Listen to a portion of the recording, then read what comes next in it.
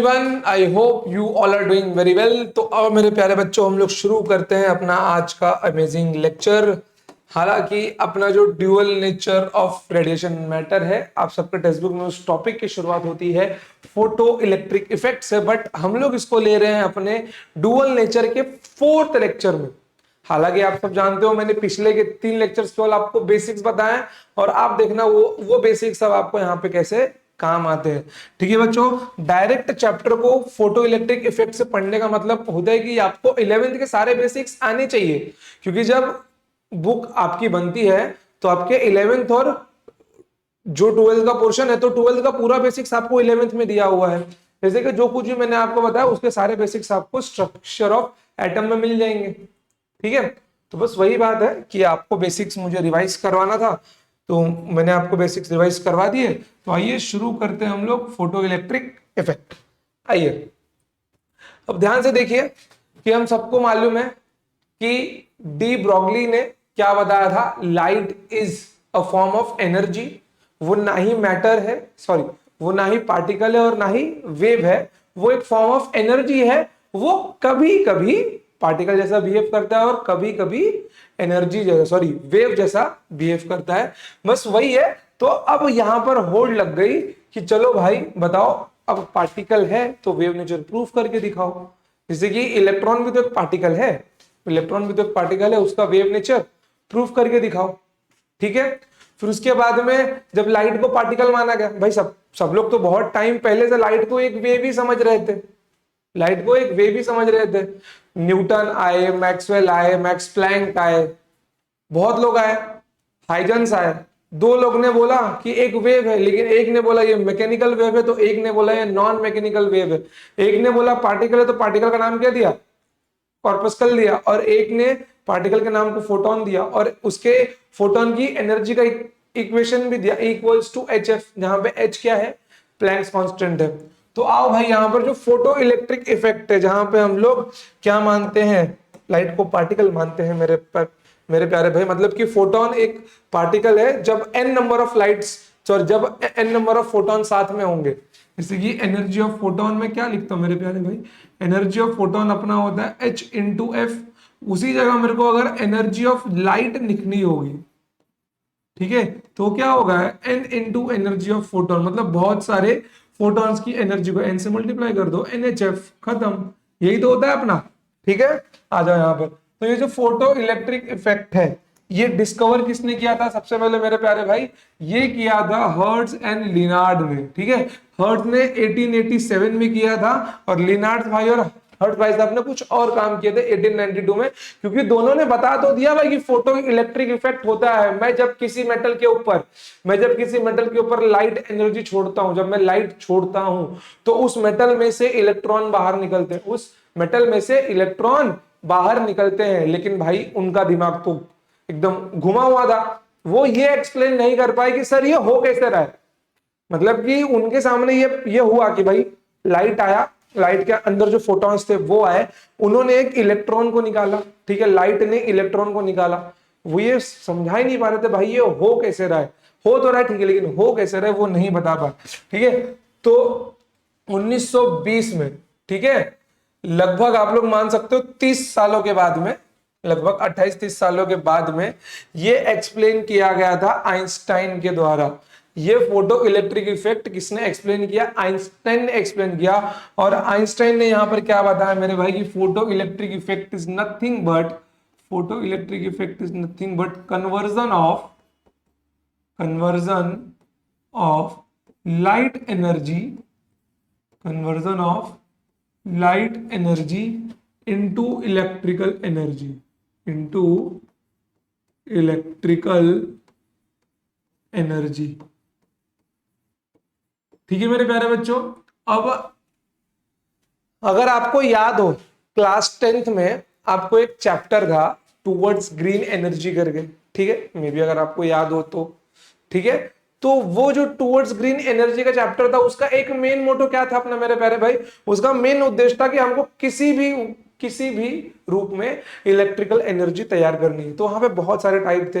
एक आपको solar panel वाला वहां पे याद होगा कि वहां पे अपने सेल थे, मॉड्यूल थे, पैनल्स थे, एरे थे, ठीक है। अगर याद नहीं तो मैं वहां पे आपको बता देता हूँ कि हाँ वहां पे हम लोग भी लाइट एनर्जी का ही यूज करते थे, बट वहां पे आगे जाके वो स्टीम की मदद से कन्वर्ट करता था। नहीं याद है तो भी कोई बात नहीं, आप इतना समझने की पूरी कोशिश कीजिए कि यहाँ पे हम लोग लाइट एनर्जी को किस में कन्वर्ट कर रहे हैं, इलेक्ट्रिकल एनर्जी। मतलब यहाँ पे लाइट के रूप में क्या है अपने पास, लाइट के रूप में n नंबर ऑफ फोटॉन्स है।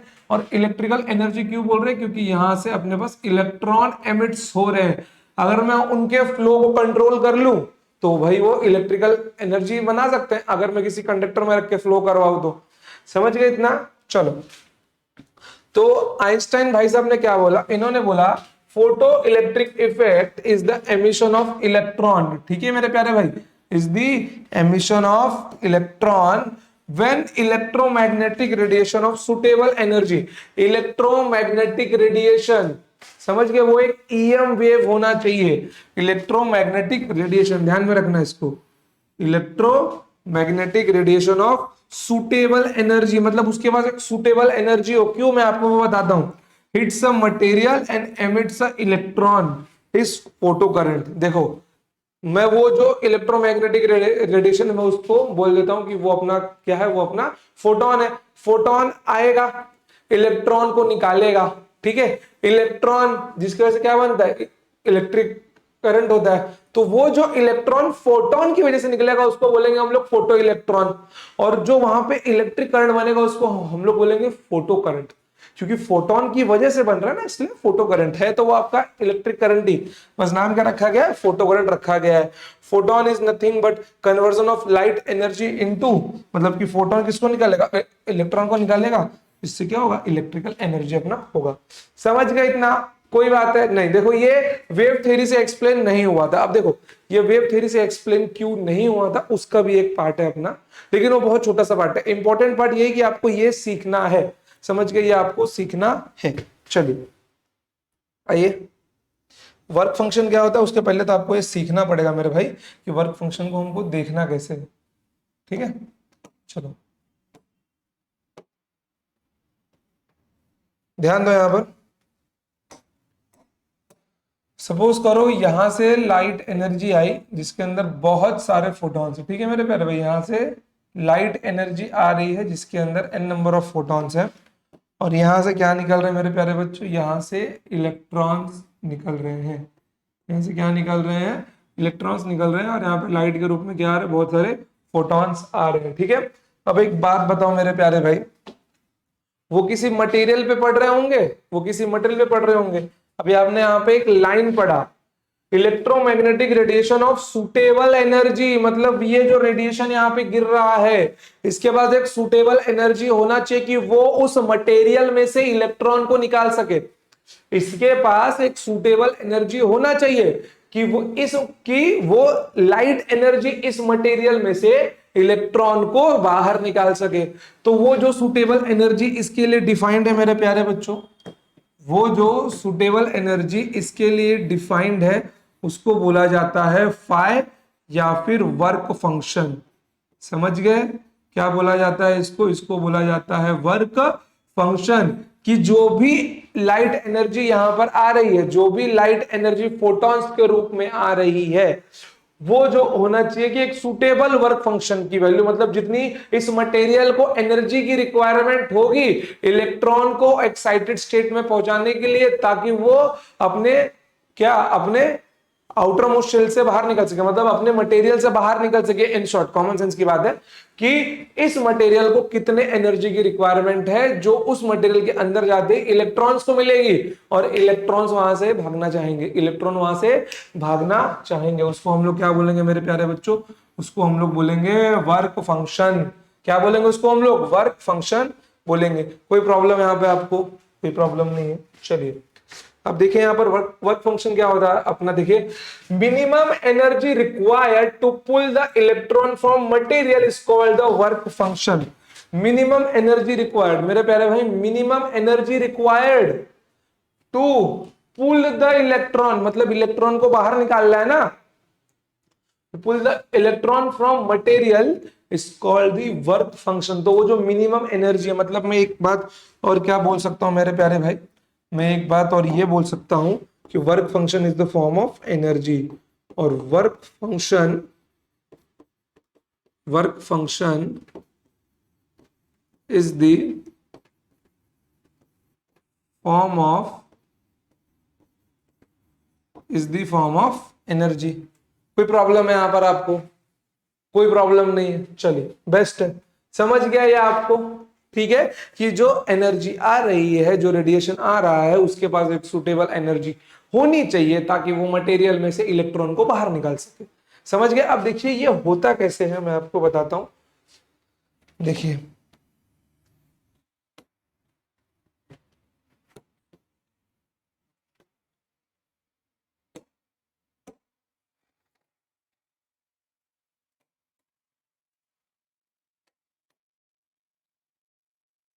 अभी के लिए आप इतना समझिए, जब लाइट एनर्जी आती है तो लाइट में फोटॉन्स होते हैं, फोटॉन्स की एनर्जी इलेक्ट्रॉन एब्जॉर्ब करता है। फोटोन का कोई रेस्ट मास नहीं होता, उसके ऊपर कोई चार्ज नहीं होता, समझ गए?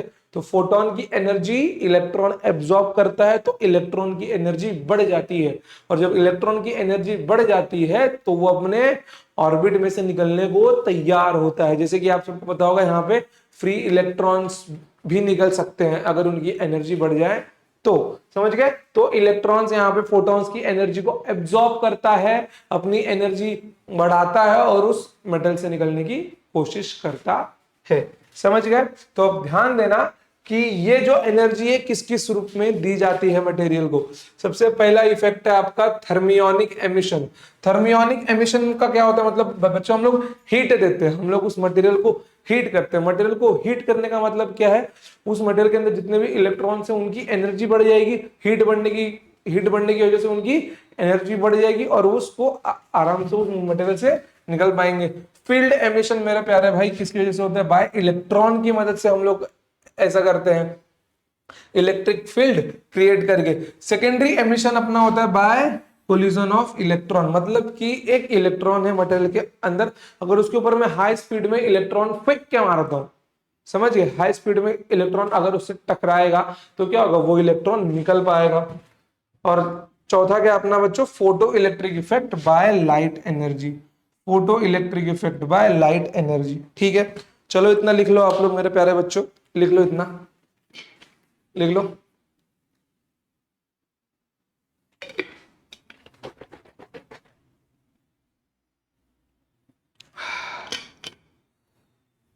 ठीक है, चलो आ जाओ, यहां पर बढ़ते हैं आगे। Conditions of photo electric effect. अब यहां पे मैं आपसे एक सवाल पूछने वाला हूं, जवाब देना आप लोग उसका। सपोज करो यहाँ पे आपके पास एक मेटल है, ठीक है? सपोज करो यहाँ पे आपके पास एक मेटल है और इस मेटल का एक ना एक तो वर्क फंक्शन होगा। ठीक है, डेफिनेटली इस मेटल का अपना खुद का एक वर्क फंक्शन होगा। ठीक है, यहाँ एक लाइन आपकी छूट गई, वो मैं लिख देता हूं। Depends upon nature of matter और मैटर। ठीक है, depends upon nature of matter, और जो इसका यूनिट है मेरे प्यारे बच्चों, इसका यूनिट होता है इलेक्ट्रॉन वोल्ट। ठीक है, क्या होता है बच्चों, मेरे प्यारे बच्चों? इलेक्ट्रॉन वोल्ट होता है। चलो देखो यहाँ पे इसका खुद का अपना एक वर्क फंक्शन है। अब ध्यान देना कि जो एनर्जी आ रही है वो क्या होना चाहिए? वर्क फंक्शन के बराबर या वर्क फंक्शन से ज्यादा, ताकि एक मिनिमम एनर्जी मिल पाए किसको? मटेरियल को, ताकि इलेक्ट्रॉन वहां से निकल सके। मेरे प्यारे बच्चों, तो एक बात बताओ, इनमें से कौन सा ऑप्शन सही होगा? इनमें से कौन सा ऑप्शन सही होगा? सबसे पहला, energy of light is greater than equals to work function. Work function भी एक एनर्जी है, तो मैं यहाँ पे कंपेयर कर सकता हूँ। Energy of light should be less than और इक्वल्स टू वर्क फंक्शन। तीसरा है मेरे प्यारे बच्चों, energy of light is greater then work function. चौथा है, energy of light is less than work function. ठीक है मेरे प्यारे बच्चों, बताओ यहाँ पर क्या ऑप्शन हो सकता है? मुझे पता है आप सबके दिमाग में एक आंसर तैयार होगा, सर मुझे पता है सर, ए ऑप्शन होगा यहाँ पर, बताइए। ठीक है, सबको लग रहा है कि ए ऑप्शन होगा। अगर जो रेडिएशन आ रहा है अगर उसकी एनर्जी वर्क फंक्शन के बराबर या उससे ज्यादा होगी तो वो इलेक्ट्रॉन को पक्का निकाल लेगी, वो इलेक्ट्रॉन को पक्का निकाल लेगी। ठीक है, आ जाओ। अब मैं आप सबको दूंगा धोखा एक बहुत प्यारा सा, ये आंसर नहीं है तो सर इन तीनों में से होगा, नहीं ये भी नहीं है, इन दोनों में से होगा, नहीं सर तब तो पक्का यही होगा। अरे बेटा ये भी नहीं है। बोला कि अरे ये बाबा क्या हो गया सब, इन चारों में से कोई भी नहीं आपका आंसर। अब देखिए ऐसा क्यों, बहुत पते की बात मैं आपको बताने जा रहा हूं मेरे प्यारे बच्चों, ध्यान देना कि इन चारों में से कोई भी ऑप्शन आपका राइट क्यों नहीं है। ठीक है, इन चारों में से कोई भी ऑप्शन आपका राइट क्यों नहीं है, क्योंकि क्योंकि हम लोग जब यहाँ पे बात करते हैं एनर्जी ऑफ लाइट, मेरे मेरे प्यारे भाई, कभी भी लाइट का इलेक्ट्रॉन से इंटरेक्शन नहीं होता। लाइट के अंदर जो फोटोन है, फोटोन का इलेक्ट्रॉन से अट्रैक्ट क्या होता है, इंटरेक्शन होता है। मतलब कि अगर मैं इंटरेक्शन देखना भी चाहूं तो फोटोन और इलेक्ट्रॉन के बीच ही होगा, ना कि पूरे लाइट के बीच होगा मेरे प्यारे भाई। पूरे लाइट का मतलब मैं क्या बात कर रहा हूं, एकदम माइनर लेवल पे, एटॉमिक लेवल पे फोटोन और इलेक्ट्रॉन ही भिड़ रहे होंगे ना। तो यहां पर क्या होना चाहिए मेरे प्यारे बच्चों, यहां पर एनर्जी ऑफ फोटोन देखना है अपने को, ना कि एनर्जी ऑफ लाइट देखना है। तो energy of photon should be greater than और equal to work function, should be greater than और इक्वल टू वर्क फंक्शन। समझे आप लोग, कोई प्रॉब्लम, क्लियर हुआ कि नहीं हुआ। इलेक्ट्रॉन मतलब कि हम लोग एनर्जी ऑफ फोटोन देखते हैं, फोटोन की एनर्जी उसके वर्क फंक्शन से ज्यादा होनी चाहिए, ना कि पूरे लाइट की एनर्जी। मतलब फॉर एग्जांपल आप ऐसा समझ सकते हो, इसको साइड में करो जरा, यहां पर समझाता हूं मैं। देखो मतलब भी आप ऐसा समझ सकते हो, सपोज करो, ठीक है, सपोज करो यहां पर ये, ठीक है, सपोज करो यहां पे कुछ लाइट एनर्जी आती है, ठीक है, उस उस लाइट की एनर्जी मैंने बोल दी 10 इलेक्ट्रॉन वोल्ट, ठीक है, लेकिन यहाँ पे जो मुझे वर्क फंक्शन की रिक्वायरमेंट है वो सिर्फ 2 इलेक्ट्रॉन वोल्ट है। अब तो आप बोलोगे अरे सर जी ये तो निकल जाएगा, मतलब ये लाइट इसको निकाल देगा। वेट, क्या पता यहाँ पर मेरे प्यारे भाई, यहाँ पे जो लाइट के अंदर फोटॉन्स मौजूद है उस फोटोन की संख्या 10 है, तो यहाँ पे एनर्जी ऑफ फोटोन क्या हो गया, 1 इलेक्ट्रॉन वोल्ट हो गया ना, बढ़ गया 10 फोटोन के बीच वो एनर्जी। समझे, तो फोटोन की एनर्जी तो इससे कम हो गई, फोटोन की एनर्जी क्या हो गई मेरे प्यारे बच्चों, फोटोन की एनर्जी वर्क फंक्शन से कम हो गई। अब क्या होगा, electron will not eject, electron will not eject, समझ गए, इलेक्ट्रॉन अब नहीं निकलने वाला, इलेक्ट्रॉन अब नहीं निकलेगा। क्यों, यहां पे लाइट की एनर्जी नहीं देखनी, यहां पे सिर्फ किसकी एनर्जी देखनी है हमको, फोटॉन्स की एनर्जी देखनी है। किसकी देखनी है मेरे प्यारे भाई, फोटॉन्स की एनर्जी देखनी है, और उसको ही हमको किससे कंपेयर करना है, किससे कंपेयर करना है मेरे प्यारे बच्चों, हमको कंपेयर करना है किसके साथ में, वर्क फंक्शन के साथ में। समझ गया इतना, चलो ड्रॉ कर लो यार, आप लोग ड्रॉ कर लो इसको।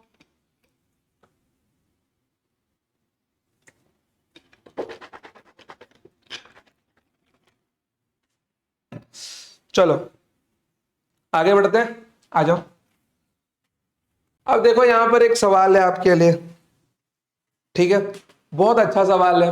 If frequency of proton is greater then, देखो यहां पर मैं आपको एक चीज बता दूं, ये आप लोग भूल मत जाना मेरे प्यारे बच्चों, मैंने आपको बताया था एनर्जी ऑफ फोटोन होता है H into f. H constant है तो मैं क्या बोल सकता हूं, energy of photon is directly proportional to frequency. अब ध्यान देना कि अगर फ्रीक्वेंसी बढ़ रही है तो एनर्जी भी बढ़ेगी, और अगर फ्रीक्वेंसी घट रही है मतलब क्या हो रहा है, एनर्जी घट रही होगी।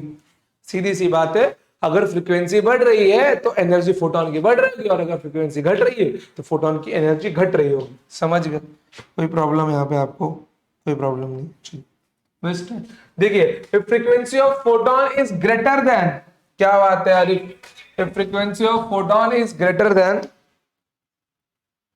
2 मिनट, कोई नहीं, If frequency of photon is greater than threshold frequency, OMG, threshold frequency तो मैंने आपको बताया ही नहीं।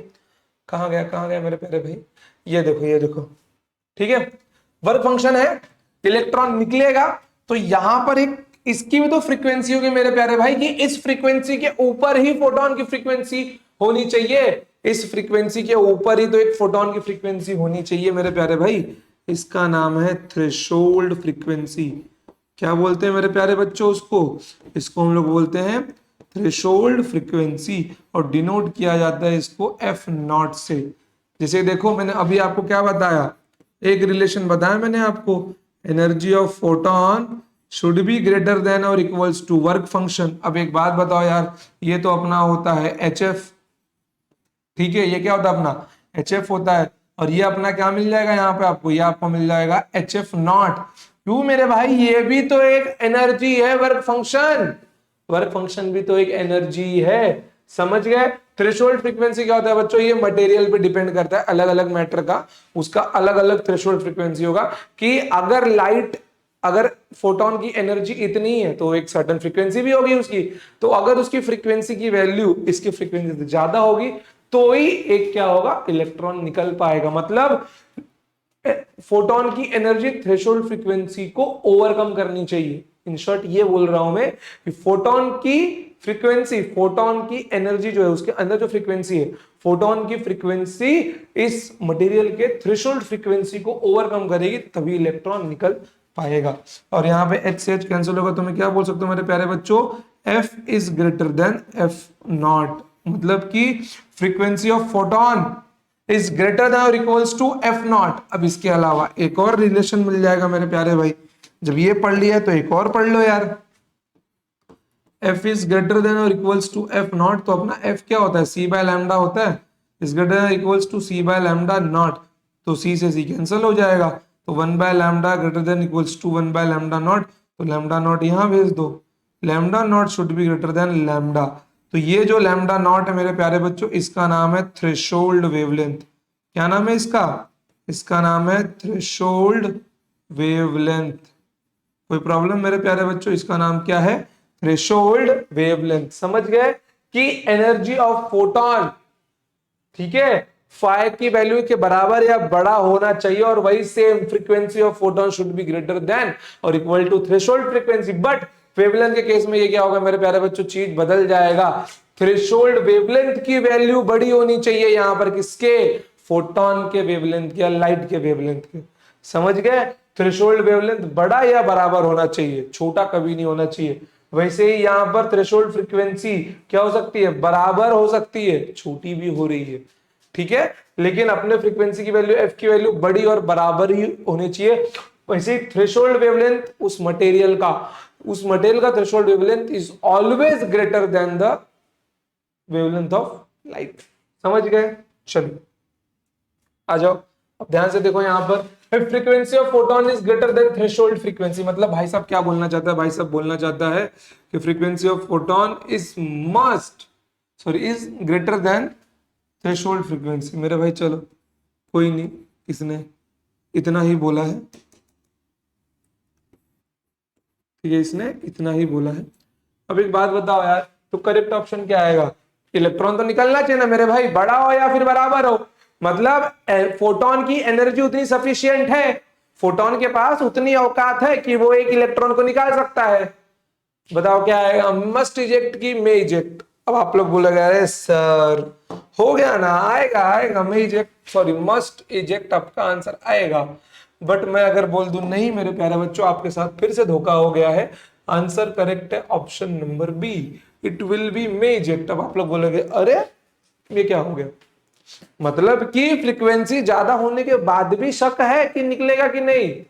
जी बिल्कुल, फोटोन की एनर्जी ज्यादा होने के बाद भी ये शक बना रहेगा कि ये निकलेगा कि नहीं निकलेगा। वो देखिए ऐसा क्यों, ठीक है, वो देखिए ऐसा क्यों। यहां पर मेरे प्यारे बच्चों संभाल के यहां पे अपने कान टिका के रखना। अगर फोटोन की एनर्जी जो है, ठीक है, सबसे पहले तो वो वर्क फंक्शन के बराबर होनी चाहिए, ठीक है।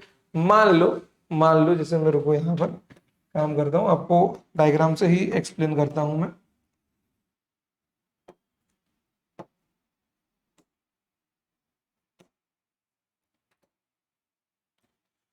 और आपके लिए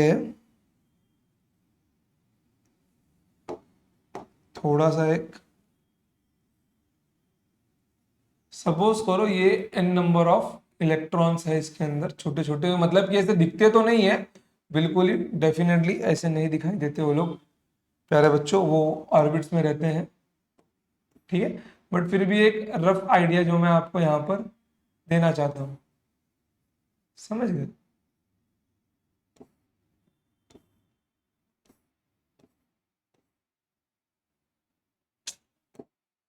हो जाना मेरे प्यारे भाई, क्या हो रही है।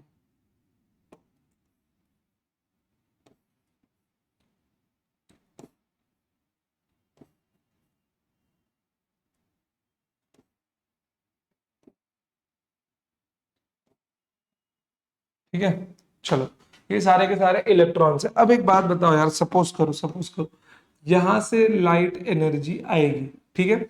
अब यहाँ पे जो फोटोन की एनर्जी है, मैं वो बोल देता हूँ मेरे प्यारे भाई, वो है अपनी 10 इलेक्ट्रॉन वोल्ट है। लेकिन इस मेटल के लिए जो मेरे को वर्क फंक्शन की जरूरत है मेरे भाई, वो केवल और केवल है 3 इलेक्ट्रॉन वोल्ट, ठीक है। वो केवल और केवल कितना है मेरे प्यारे बच्चों, 3 इलेक्ट्रॉन वोल्ट है, समझ गए। अब ध्यान से देखना यहाँ पर कि एक 10 इलेक्ट्रॉन वोल्ट का फोटोन यहाँ पे आता है, और ये क्या होता है, एक फोटोन इसकी एनर्जी एब्जॉर्ब कर लेगा, एक फोटोन सॉरी एक इलेक्ट्रॉन इसकी एनर्जी एब्जॉर्ब कर लेगा, हाँ या ना।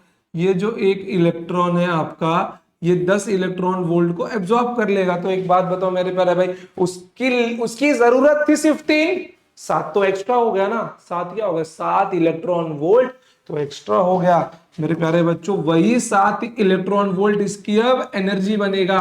कौन सी energy, kinetic energy of electron, समझ गए।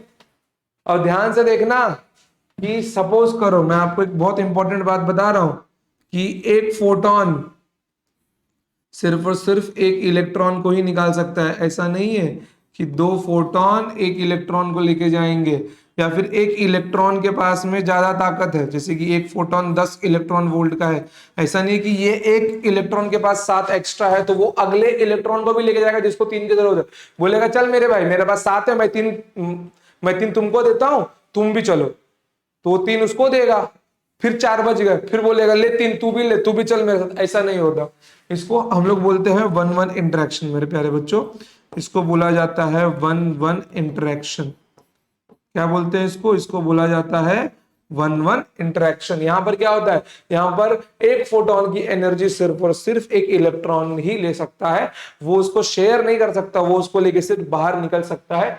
तो यहां पर 3 इलेक्ट्रॉन वोल्ट की जरूरत थी, भाई के पास 10 था, फोटोन के पास, फोटोन ने अपनी सारी एनर्जी किसको दे दी, इलेक्ट्रॉन को दे दी, मतलब इलेक्ट्रॉन ने फोटोन की सारी एनर्जी ले ली, तो 3 तो यूज कर लिया, कहां से, मेटल से निकलने के लिए, मतलब अपने ऑर्बिट से बाहर निकलने का, तो वहां से निकलने के लिए बाकी के 7 इलेक्ट्रॉन वोल्ट से वो आगे बढ़ेगा, क्योंकि आगे बढ़ने के लिए में तो एनर्जी चाहिए उसको, काइनेटिक एनर्जी, वो कितनी है, 7 इलेक्ट्रॉन वोल्ट है, समझ गए। अब ध्यान देना मैं क्या समझाना चाहता हूं, मतलब कि,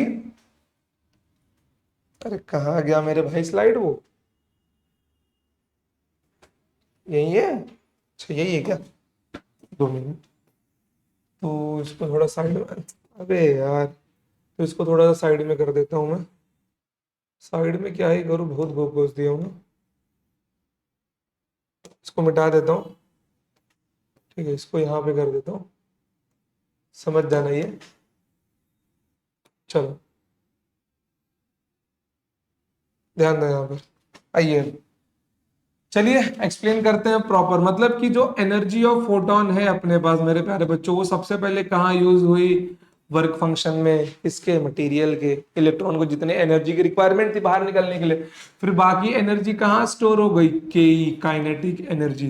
तो ये बन गया अपना एक equation, energy of photon equals to energy of photon equals to phi plus kinetic energy, phi plus kinetic energy. कोई प्रॉब्लम यहाँ पे नहीं है आपको, आ जाओ। अब ध्यान दो यहाँ पर, एक बात बताओ मेरे प्यारे बच्चों, ये इलेक्ट्रॉन है, मान लो ये यहां से बाहर निकल गया, मान लो ये यहां से बाहर निकल गया, ठीक है, देखो ये इलेक्ट्रॉन है, मान लो ये यहां से बाहर निकल गया। अब एक बात बताओ, जब वो बाहर निकलेगा अपने आउटर मोस्ट ऑर्बिट से मेरे प्यारे बच्चों, कौन सा इलेक्ट्रॉन, देखो एक मेटल है, मटेरियल है मेरे प्यारे बच्चों, वो भी तो छोटे छोटे एटम से बने। एटम में क्या होता है, न्यूक्लियस होता है, न्यूक्लियस के बाद क्या होता है, ऑर्बिट्स होते हैं, ऑर्बिट्स के अंदर इलेक्ट्रॉन्स होते हैं ना, बस वही इलेक्ट्रॉन्स तो निकलते हैं। और जब भाई एक मटेरियल में n नंबर ऑफ एटम्स होते हैं और उन n नंबर ऑफ एटम्स के अंदर n नंबर ऑफ इलेक्ट्रॉन्स होते हैं मेरे प्यारे भाई, बहुत सारे इलेक्ट्रॉन्स आउटर मोस्ट ऑर्बिट में होते हैं। एक बात आप लोग सोच के बताओ कि जब ये इलेक्ट्रॉन यहां से निकल रहा होगा, ठीक है, जब ये इलेक्ट्रॉन यहां से निकल रहा होगा, तो मेरे प्यारे बच्चों क्या ये और इलेक्ट्रॉन से नहीं टकराएगा? ठीक है, ये और इलेक्ट्रॉन से नहीं टकराएगा। ये मेटल के बाहर नहीं निकला, ये अभी अभी फिलहाल अपने ऑर्बिट के बाहर निकला है सिर्फ, ठीक है। मतलब ये क्या हो गया, इतनी एनर्जी मिल गई कि ये बाहर निकल सकता है, ठीक है। तो एक बात बताओ आप लोग कि ये क्या और इलेक्ट्रॉन से नहीं टकराएगा, टकराने पे एनर्जी लूज करेगा, करेगा कि नहीं करेगा, लूज करेगा। मान लो एक एकदम आइडियल केस में बोलता हूं कि इसकी जो काइनेटिक एनर्जी होगी क्या होगी, यहां पर लूज होगी। तो आप लोग यहां पर इसके काइनेटिक एनर्जी का रेंज भी तो बता सकते हैं मेरे प्यारे बच्चों, कि इसकी जो काइनेटिक एनर्जी का रेंज होगा वो क्या होगा, 0 to 7 इलेक्ट्रॉन वोल्ट होगा। और बच्चा ये kinetic energy of 7 electron volt जो है ना बच्चों, ये इसकी मैक्सिमम काइनेटिक एनर्जी है, क्योंकि एक फोटोन की एनर्जी यहाँ पे 10 ही है, एक फोटोन की एनर्जी यहाँ पे तो 10 ही है, तो 3 तो यूज हो गई। तो इलेक्ट्रॉन के पास मैक्सिमम कितनी बची, अब 7 इलेक्ट्रॉन वोल्ट की एनर्जी ही बची है। समझ गए, जो आगे क्या होगी, जो आगे खर्च होगी। समझ गए, एक आइडियल केस ऐसा मान सकते हैं कि इलेक्ट्रॉन निकलेगा लेकिन वो किसी भी इलेक्ट्रॉन से भिड़े बिना बाहर निकल जाएगा, मेटल के क्या होगा, मेटल के बाहर निकल जाएगा, तब उसकी मैक्सिमम काइनेटिक एनर्जी कितनी होगी, 7 इलेक्ट्रॉन वोल्ट होगी। लेकिन ऐसा नहीं है मेरे प्यारे बच्चों, वो जब निकलेगा तो किसी न किसी से भिड़ते हुए जाएगा, किसी न किसी से भिड़ते हुए जाएगा तो एनर्जी लूज करेगा। मान लो बाहर निकल भी जाता है लेकिन उसके पास बची हुई रिमेनिंग काइनेटिक एनर्जी तो इसके बीच में ही रहेगी, इससे ज्यादा तो नहीं होने वाली। तो एक आइडियल केस आप लोग मान सकते हैं, ठीक है मेरे प्यारे बच्चों, for ideal condition, for ideal condition क्या मिल जाएगा आपको, energy of photon equals to 5 plus maximum kinetic energy, maximum kinetic energy. समझ गए।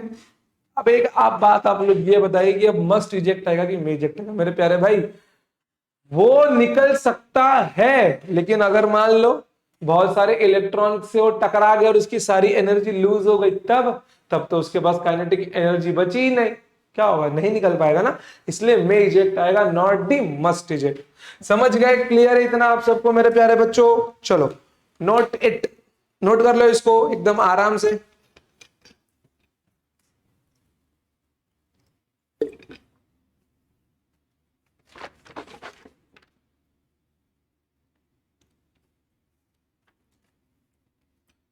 हो गया,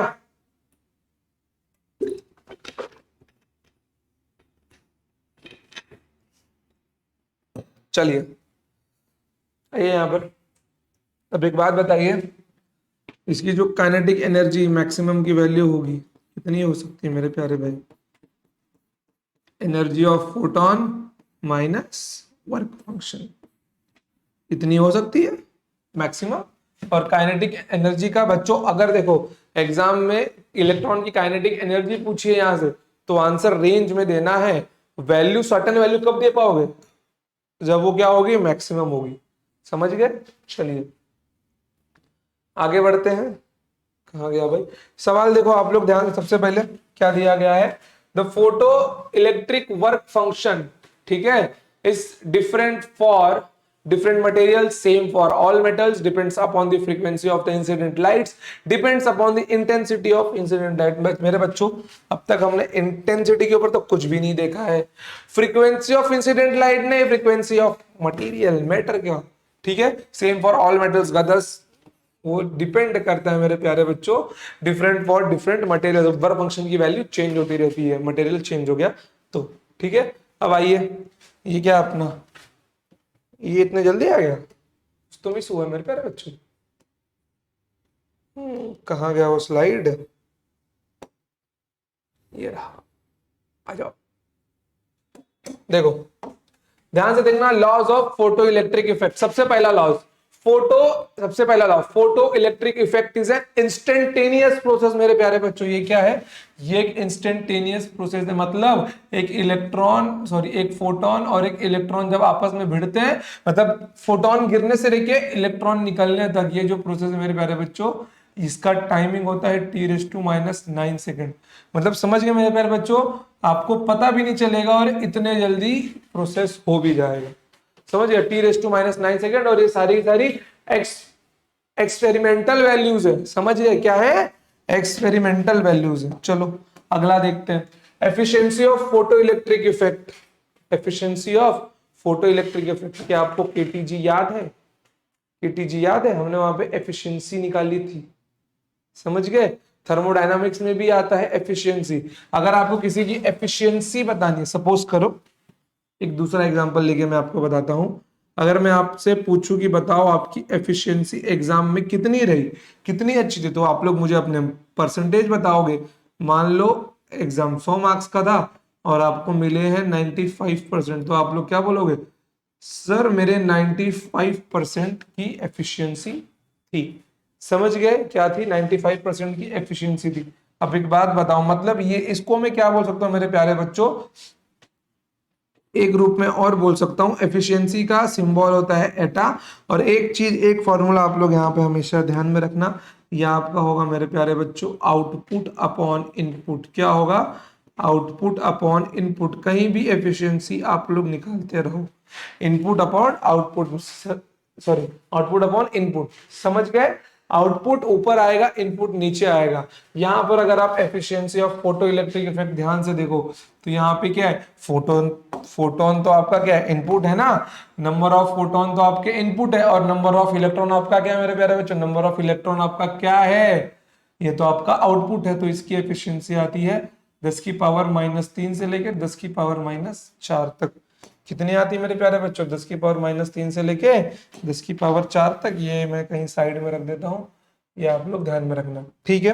अब यहां से देखो, क्या मैं यहाँ पे नंबर ऑफ फोटॉन्स का पता लगा सकता हूँ? बिल्कुल यार, मैं अगर 10⁻³ ही मानता हूं, तो number of electrons divided by number of photons, photons का ये मैं सिंबल यूज कर रहा हूँ। ये 10⁻⁻³ की जगह मैं इसको 10⁻³ ले सकता हूँ। अगर आप लोग ध्यान से देखो मेरे प्यारे बच्चों, ठीक है, तो ये मेरा आउटपुट होगा और ये अपन का इनपुट होगा। समझे? जब इनपुट कितना है? 1000 फोटॉन्स का मेरे प्यारे भाई। जब इनपुट 1000 फोटॉन्स का है, तब जाके कहीं आउटपुट में एक इलेक्ट्रॉन निकल रहा है। समझ गए? अरे सर, अभी तो आपने बताया कि ये 1-1 इंटरेक्शन होता है, एक फोटॉन एक इलेक्ट्रॉन से भिड़ता है, तो अब 1000 पहुंच गया। अरे मेरे प्यारे बच्चों, जब 1000 फोटॉन गिरते हैं, तो उन 1000 में से कोई एक फोटॉन इलेक्ट्रॉन से भिड़ता है, सबके सब नहीं भिड़ते। जब 1000 फोटॉन्स गिरेंगे, तो उन 1000 में से कोई एक इलेक्ट्रॉन का, सॉरी एक फोटॉन का, उन 1000 फोटॉन में से किसी एक फोटॉन का इलेक्ट्रॉन के साथ में इंटरेक्शन होता है। समझ गए? तो एफिशिएंसी समझ में आ गई होगी। 1000 या 10,000 के बीच में रहता है, मैंने मिनिमम माना है, ठीक है। 1-to-1 इंटरेक्शन होता है, 1 photon 1 electron. Energy of photon should be greater than equals to work function electron में इजेक्ट। अभी मैंने बताया kinetic energy of emitted electron is क्या है मेरे प्यारे बच्चों? Ke-5 है। कितना बच्चों? Ke-5 है। और एक kinetic energy maximum equals to EV0। ये मैं आपको बताता हूं, 2 मिनट यहीं पे बताऊंगा मैं आपको, ठीक है। रुको यार, जरा लॉक कर दूं मैं। चलो देखो बाबा, ठीक है, बट इसके लिए तो आपको थोड़ा सा और आगे जानना पड़ेगा, स्टॉपिंग पोटेंशियल का मतलब, ठीक है। तो आप ये प्रैक्टिकल देखो, ठीक है, ध्यान से देखो। ये अपना एक आपके टेक्स्ट बुक में इसका फोटो बना हुआ होगा, नीचे कम्यूटेटर वगैरह बहुत कुछ ऐड किया, मैंने डायग्राम को सिंपल रखने की कोशिश की है। ध्यान देना, यहाँ पर क्या लिखा हुआ है? यहाँ पे कैथोड लगा हुआ है, यहाँ पे एनोड लगा हुआ है। कैथोड इस मेरे प्यारे भाई, और यहाँ पे क्या, एक वैक्यूम ट्यूब है, यहाँ पे एक एमिटर लगा हुआ है कि अगर यहाँ पे इलेक्ट्रॉन पहुंचेंगे तो और इस वायर में से फ्लो होंगे तो एमीटर वहां पे करंट को डिटेक्ट कर लेगा और इन दोनों पॉइंट्स पे वोल्टेज वोल्ट मीटर लगा है जो इनके बीच के वोल्टेज को बताएगा। ठीक है, आ जाएगा और ये टैप की है, बंद होगा तो सर्किट चालू हो जाएगा। अब ध्यान दो यहाँ पे जो इंसिडेंट लाइट गिर रही है, ठीक है, 2 मिनट हटाओ इसको, पूरा नाम वही लिखता हूँ, नाम थोड़ा सा अच्छा नहीं दिख रहा, ब्लर टाइप हो गया। ठीक है,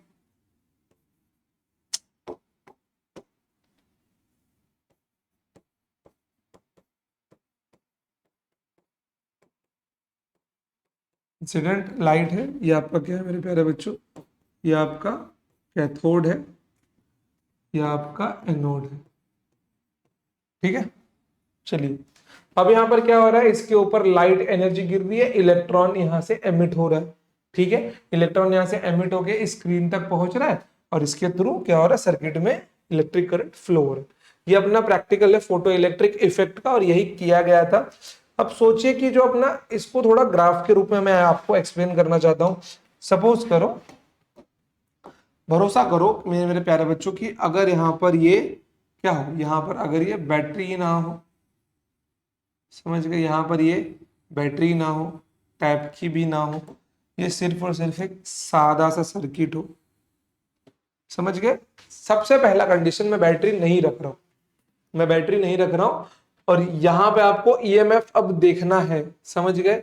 ईएमएफ अब क्योंकि कुछ ना कुछ तो वोल्टेज रहेगा ही ना, क्यों कैसे मैं आपको बता दूं, ध्यान से देखो कि कैथोड के ऊपर क्या गिर रहा है मेरे प्यारे भाई, क्या गिर रहा है यहाँ पर, कैथोड के ऊपर गिर रहा है लाइट एनर्जी। तो यहां से इलेक्ट्रॉन निकल रहा होगा, यहां से क्या होगा, इलेक्ट्रॉन निकल रहा होगा। ठीक है, क्या होगा, इलेक्ट्रॉन निकल रहा होगा। ओके, अब एक बात बताओ, जब इलेक्ट्रॉन यहां से निकल रहा होगा तो जो इलेक्ट्रॉन बाहर निकले होंगे, जो भी बाहर निकले होंगे उनके पास क्या होगी, काइनेटिक एनर्जी होगी, क्योंकि वर्क फंक्शन तो यूज हो गया है, एनर्जी ऑफ फोटोन लेके तो निकले हैं, वर्क फंक्शन तो अपना यूज हो गया, energy of photon equals to work function plus kinetic energy. अब एक बात बताओ मेरे प्यारे भाई, जो बाहर निकल गए उन्होंने अपना वर्क फंक्शन तो पूरा यूज कर लिया, तो उनके पास क्या बचा, सिर्फ और सिर्फ काइनेटिक एनर्जी बचा। अब एक बात बताओ यार, जब वो बाहर निकल रहे होंगे मे भी शायद कुछ ऐसा हुआ हो, शायद कुछ ऐसा हुआ, कुछ इलेक्ट्रॉन यहीं पे धराशायी हो जाए, एनर्जी खर्च हो जाए उनकी भागते भागते, ठीक है, कुछ यहां जाते जाते कुछ यहां गिर जाए, ठीक है, कुछ इसके एकदम पास गिर जाए और कुछ पहुंच जाए। अब एक बात बताओ मेरे प्यारे भाई, एक बात बताओ आप लोग कि अगर अगर इनको यहां पर खींचने वाला कोई और होता, मतलब कि ये इलेक्ट्रॉन जो एक दो इलेक्ट्रॉन यहां पे पहुंच रहे, जो एक दो इलेक्ट्रॉन यहाँ पे पहुंच रहे हैं, क्या उनकी रीडिंग यहाँ पे नहीं दिख रही होगी, बिल्कुल दिख रही होगी ना। तो मतलब कुछ इलेक्ट्रॉन आए तो एमीटर में डिफ्लेक्शन हुआ होगा, मतलब सर्किट के पास जीरो ईएमएफ पे कुछ ना कुछ तो इलेक्ट्रिक करंट होगा ही, समझ गए।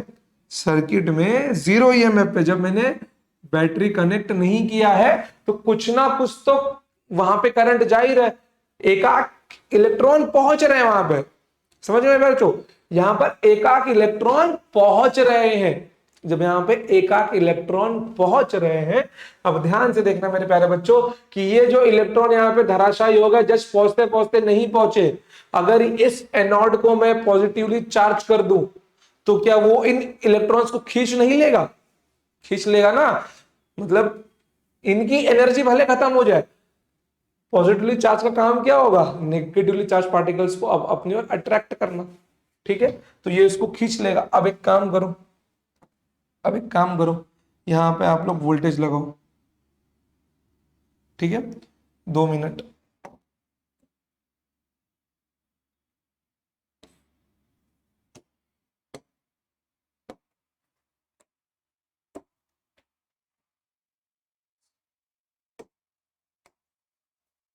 ठीक है प्यारे बच्चों, अब एक काम करो,